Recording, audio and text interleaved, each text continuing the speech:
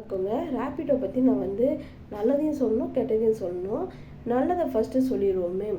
இப்போ என் பையன் 2 நாளுக்கு முன்னாடி காலேஜுக்கு போயிருந்தான் எக்ஸாம் எழுதுறதுக்கு.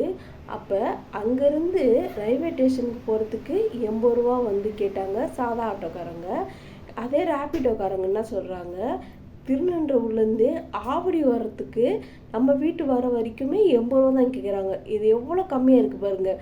அங்கேருந்து ஸ்டேஷன் வரைக்கும் போகிறதுக்கு 80 ரூபா. இவங்க நம்ம வீட்டாண்ட விட்றது அவ்வளோ தூரம் விட்டு போகிறதுக்கு 80 ரூபா கேட்குறாங்க. ரொம்ப கம்மியாக இருக்குது.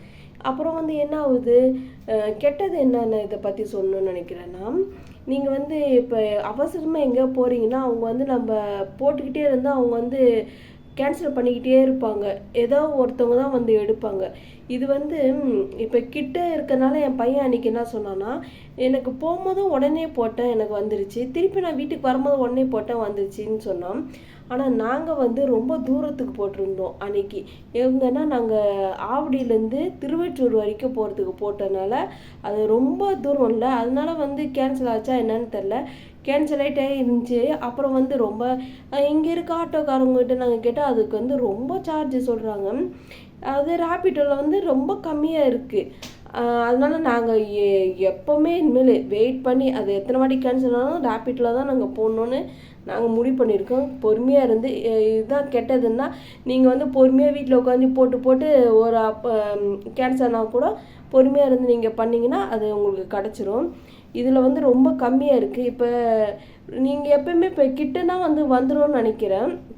இப்போ காலேஜுக்கு போகிறீங்க பசங்க, ரொம்ப அவசரம், டக்குன்னு ஆட்டோ பிடிக்கணும்னா ரேப்பிடோவில் நீங்கள் புக் பண்ணி போனீங்கன்னா ரொம்ப கம்மியாக இருக்கும்.